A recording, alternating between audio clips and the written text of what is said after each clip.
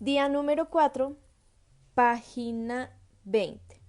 El poder de un cambio de paradigma.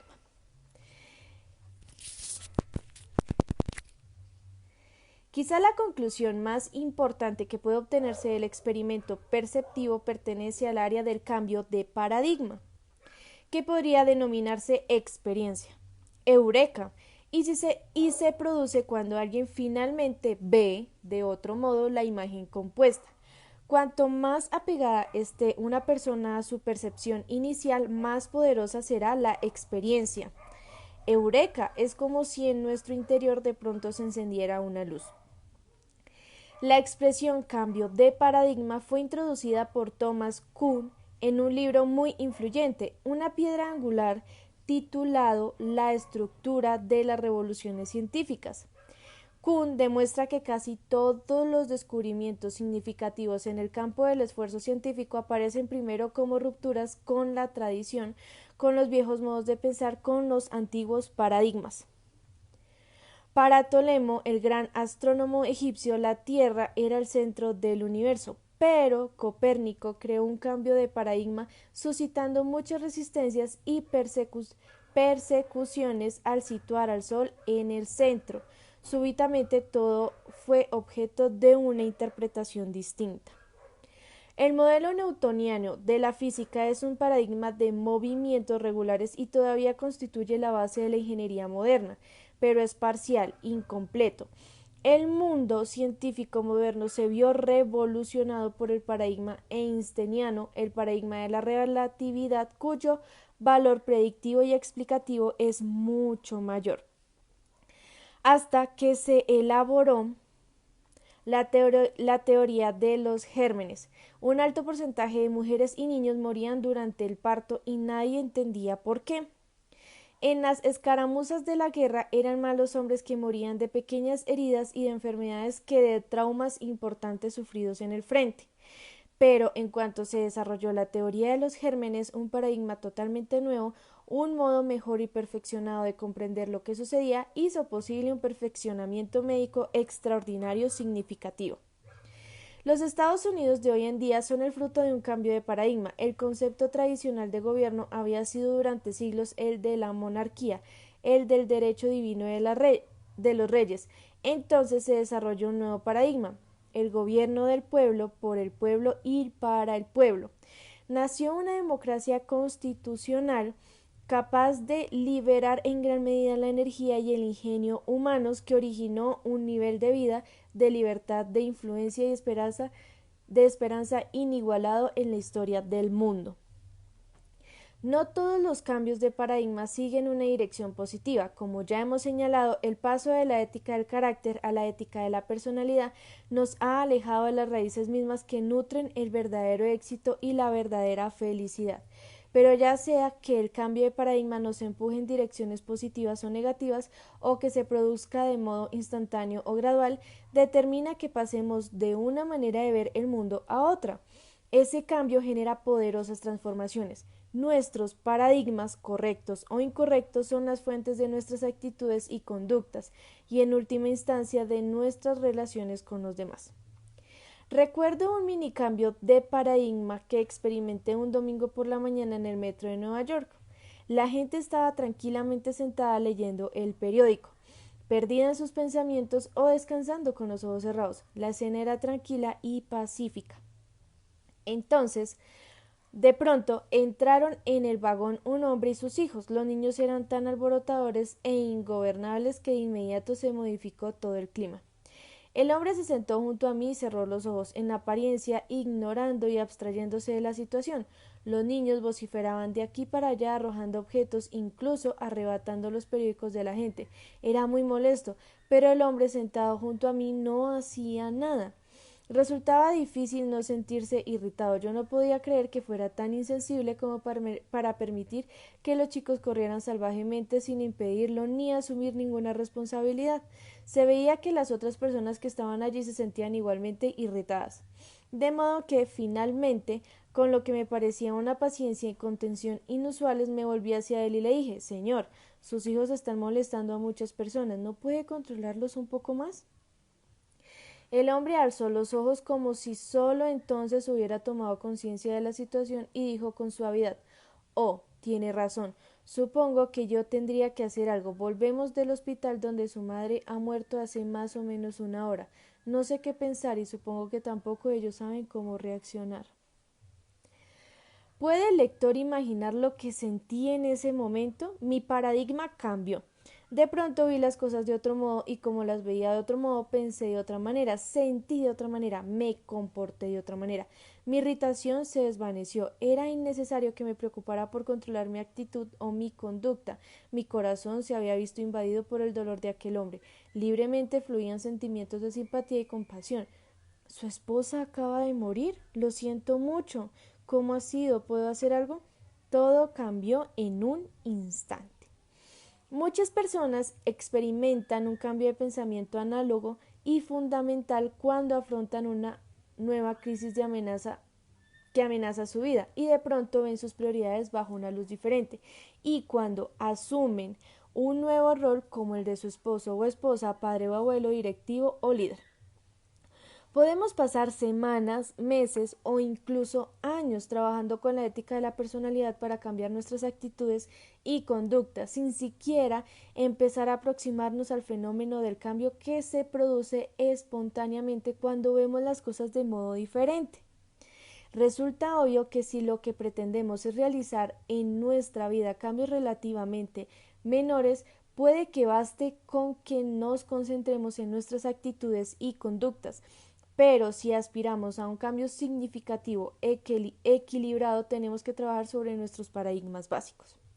Según decía Thoreau, 1000 cortes en las hojas del árbol del mal equivalen a un solo en las raíces.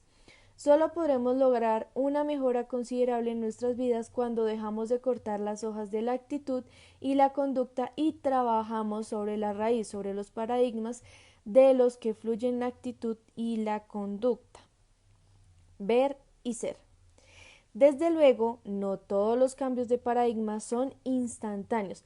A diferencia de mi instantánea comprensión en el subte, la experiencia de cambio de paradigma que Sandra y yo tuvimos con nuestro hijo fue un proceso lento, difícil y pausado. Nuestro primer enfoque era el resultado de años de condicionamiento y experiencia con la ética de la personalidad.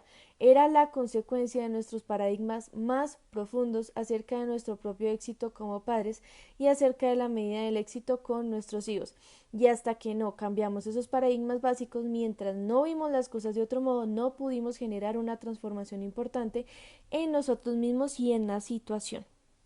Para ver de otro modo a nuestro hijo, Sandra y yo tuvimos que ser diferentes. Creamos nuestro nuevo paradigma cuando invertimos en el crecimiento y desarrollo de nuestro propio carácter. Los paradigmas son inseparables del carácter. Ser es ver en la dimensión humana y lo que vemos está altamente interrelacionado con lo que somos. No podemos llegar muy lejos en la modificación de nuestro modo de ver sin cambiar simultáneamente nuestro ser y viceversa.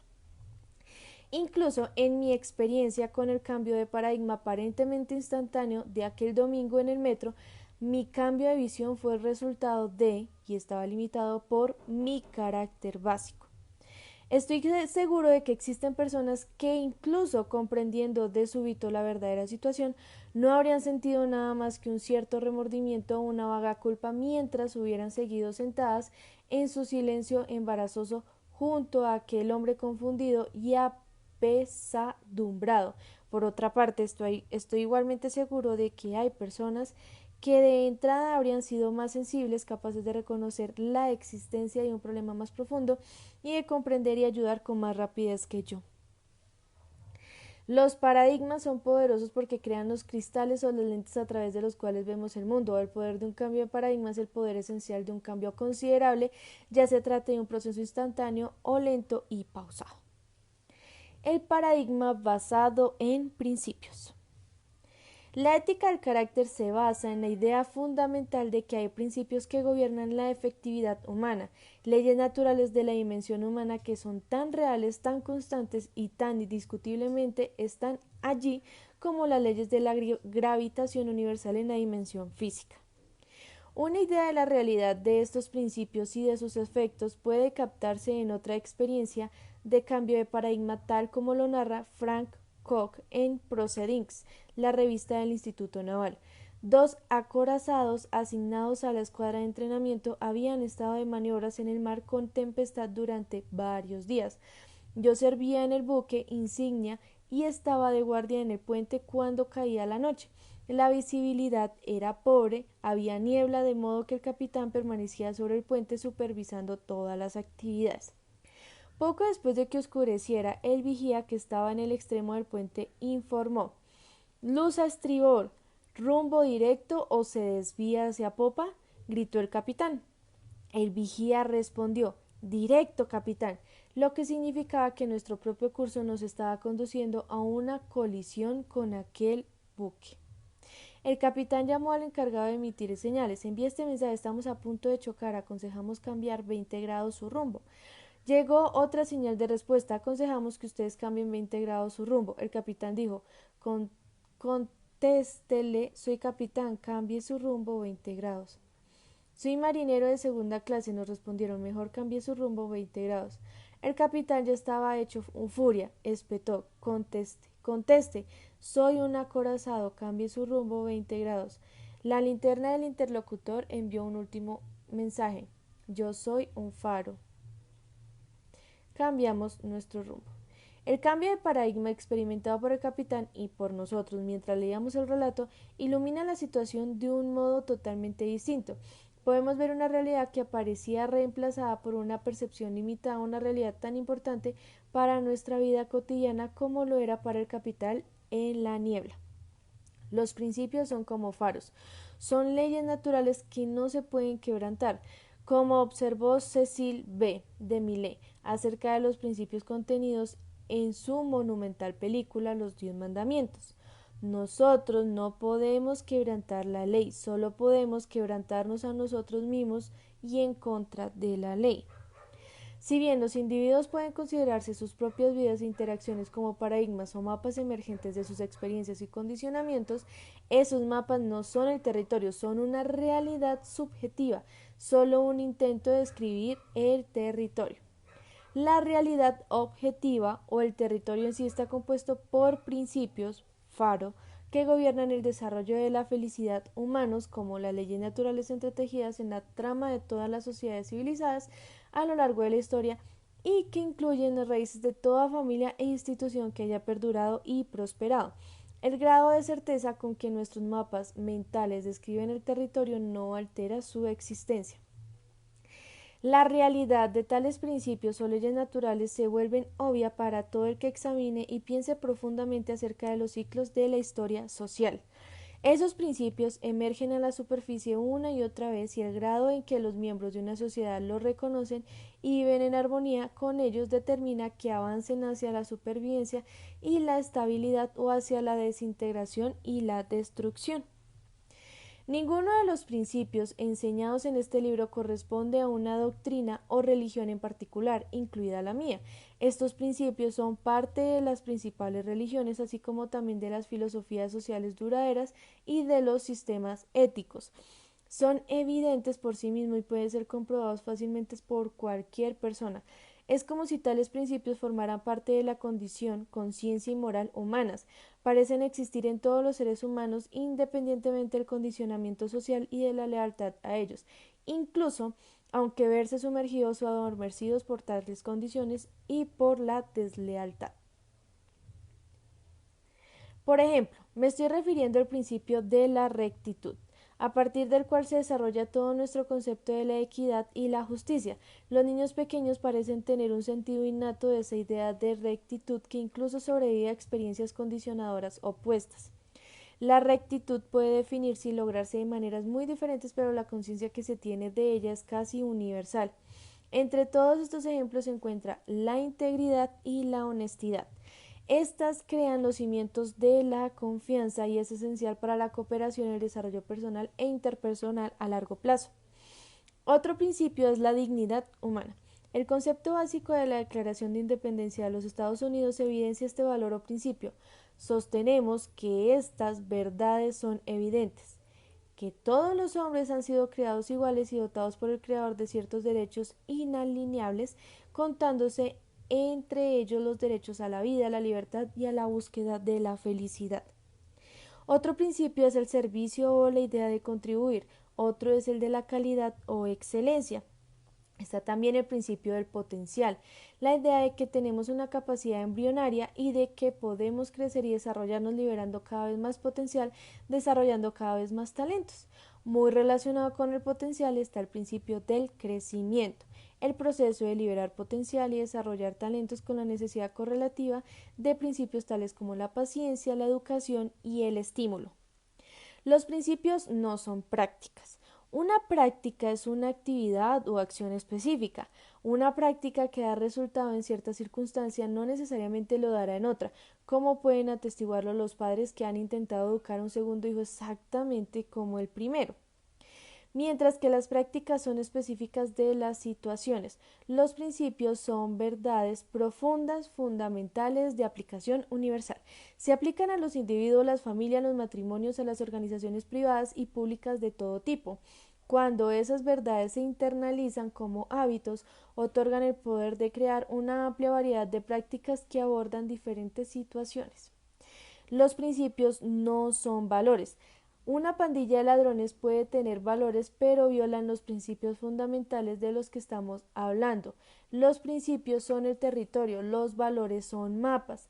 Cuando valoramos los principios correctos, tenemos la verdad, un conocimiento de las cosas tal como son. Los principios son directrices para la conducta humana que han demostrado tener un valor duradero permanentemente. Son fundamentales, son esencialmente indiscutibles porque son evidentes por sí mismos. Para captar rápidamente su naturaleza evidente, basta con considerar el absurdo de tratar de vivir una vida efectiva basada en sus opuestos. Dudo de que alguien pueda seriamente considerar que la mala fe, el engaño, la bajeza, la inutilidad, la mediocridad o la degeneración sean una base sólida para la felicidad o el éxito duraderos. Aunque se puede discutir el modo en que estos principios se definen, manifiestan o logran, parece haber una conciencia innata de su existencia. Cuanto más estrechamente nuestros mapas o paradigmas concuerden con estos principios o leyes naturales, más exactos y funcionales serán. Los mapas correctos influyen en gran medida en nuestra efectividad personal o interpersonal, mucho más que cualquier cantidad de esfuerzo consumido en cambiar nuestras actitudes y conductas. Principios del desarrollo y el cambio. El falso encanto de la ética de la personalidad, su atractivo general consiste en pretender alcanzar la calidad de vida de una forma rápida y sencilla, efectividad personal y relaciones ricas y profundas con otras personas, sin pasar por el proceso natural de trabajo y desarrollo que la hace posible. Es un símbolo sin sustancia, es el esquema de conviértase en millonario en una semana que promete riqueza sin trabajo y podría incluso tener éxito, pero seguiría siendo un esquema. La ética de la personalidad es ilusoria y engañosa, y tratar de alcanzar resultados de calidad con sus técnicas y arreglos transitorios es más o menos tan efectivo como tratar de llegar a algún lugar de Chicago usando un plano de Detroit. Ha dicho Erich Fromm, un agudo observador de las raíces y los frutos de la ética de la personalidad. Hoy en día nos encontramos con un individuo que se comporta como un autómata y que no se conoce ni comprende a sí mismo y que la única persona que conoce es la que se supone que es él, cuya verbórea sin sentido ha reemplazado el lenguaje comunicativo, cuya sonrisa sintética ha reemplazado la risa auténtica y cuya sensación de oscura desesperación ha ocupado el lugar del dolor auténtico. Dos cosas pueden decirse respecto a este individuo. Una es que padece carencias de espontaneidad e individualidad que puede considerarse incurables. Al mismo tiempo, puede decirse de él que no es esencialmente distinto del resto de nosotros que caminamos sobre la tierra. En toda la vida hay etapas secuenciales de crecimiento y desarrollo. El niño aprende a darse la vuelta, a sentarse, a gatear y después a caminar y correr. Todos los pasos son importantes y todos requieren su tiempo. No es posible saltarse ninguno.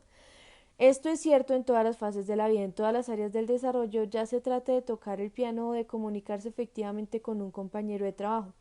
Esto vale para los individuos, los matrimonios, las empresas y las familias. Conocemos y aceptamos este hecho o principio del proceso en el ámbito de las cosas físicas, pero entenderlo en áreas emocionales, en las relaciones humanas e incluso en el cambio del carácter personal es menos común y más difícil. Y aun cuando lo entendamos, aceptarlo y vivir en armonía con él es todavía menos común y más difícil. En consecuencia, a veces buscamos un atajo. Esperamos poder saltearnos alguno de esos pasos vitales para ahorrar tiempo y esfuerzo y cosechar de todos modos el resultado deseado. Pero, ¿qué sucede cuando intentamos saltarnos un proceso natural en nuestro crecimiento y desarrollo? Si uno es solo un jugador de tenis mediocre, puede decidir mejorar su juego para causar una mejor impresión. ¿Cuál será el resultado? El pensamiento positivo por sí solo nos permitirá competir efectivamente con un profesional. ¿Qué sucede si uno hace creer a los amigos que toca el piano como un concertista, siendo en realidad y por el momento toca como un principiante? Las respuestas son obvias, simplemente es imposible violar, ignorar o abreviar el proceso del desarrollo. Ello es contrario a la naturaleza y los presuntos atajos no pueden conducir más que a la decepción y a la frustración. En una escala de 10 puntos, si yo estoy en el nivel 2 en algún campo y deseo pasar al nivel 5, primero tengo que alcanzar el nivel 3. Un viaje de 1000 kilómetros empieza con el primer paso y solo puede darse un paso cada vez. Listo. Y con esto culminamos la lectura del día de hoy para continuar el día de mañana.